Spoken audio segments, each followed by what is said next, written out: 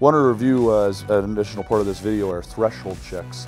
It's very important. We lose annually quite a few of our firefighters falling through floors and having buildings collapse around us. One of the ways that we can combat that is by threshold checks, checking our floor, checking our ceiling, and checking our interior conditions prior to making entry into new portions of the building. I don't treat an interior threshold from one portion of the building to the next any different than I treat an exterior threshold from the outside of the exterior of the building to the interior of the building. So what I initially will do is sound that floor, open the door, open the threshold through our good forcible entry techniques, open that threshold, check that floor, get an initial smoke read. What did our smoke do? What does our fire do with the introduction of a ventilation hole on the side of the building, a 4x8 ventilation hole that I just opened? What is our fire's reaction to that incoming influx of air? Does our fire and smoke suck in? Does our smoke level balance? Is our smoke level pushing out towards us? Is it turbulent smoke? Is this black smoke? Is it black, brown, gray smoke? All of those indicate to me much different things about what's going on inside of that building. Wait for that thermal balance and layer to balance. Take a second to read the interior of my building. Then open up our plenum space, open up the attic space above us. Does our smoke level, not an engine hole, a truck size hole, up above us and suck that smoke back in? Does it go into our plenum space? That tells me I have an open plenum space, a non-pressurized plenum space. I most likely do not have fire above me, and I definitely don't have a pressurized plenum above me full of smoke. That tells me that the roof members that are above me are good, and I'm not going to be pulling fire up above myself.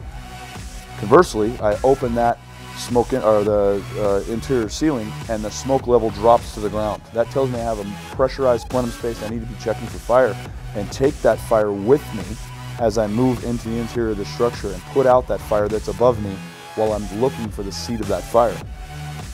It's very important to take that time to read that smoke. What does our smoke and fire do in reaction to the things that I'm doing as I progress into this building? Do not forget as well that we need to be utilizing those interior doors as control measures to not only give myself a safe area to go, but as well to make sure that I'm confining this fire from lateral progression and lateral spread throughout the building. So utilizing smoke control doors, checking doors that I don't need open, I close. But every time I progress from one threshold to the next, I need to be doing that threshold check. If I'm initiating search operations, or if I'm utilizing attack operations concurrently with search operations, I also take that time at the threshold check to do an air check. Now that doesn't necessarily need to be a CAN-A report to the incident command, but it is a good opportunity before I proceed from one threshold to the next, a good opportunity for us to do an air check. Obviously we utilize that with some measure of common sense and multiple doors in succession. We don't need to be doing an air check at every one. But when we're progressing from one main area of the building into the next, it's a very good idea for us to do an air check to make sure that I have enough air to proceed to my next objective. A good air check as well will be an initial indicator for company officer resource needs assessment. Not only am I working on getting this knob to the seat of the fire or progressing in my search operations, but at what point do I have to terminate this and turn around? And in preparation of that, when do I need additional resources to come and support my operation?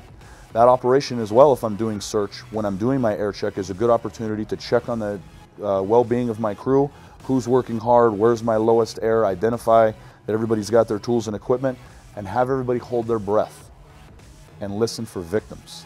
It's a good opportunity for us going from threshold to threshold. We can now hear between one area of the structure and the area of the structure that we just left and check for victims. That's really what our principal goal is in these fires, is rescue, looking for these victims.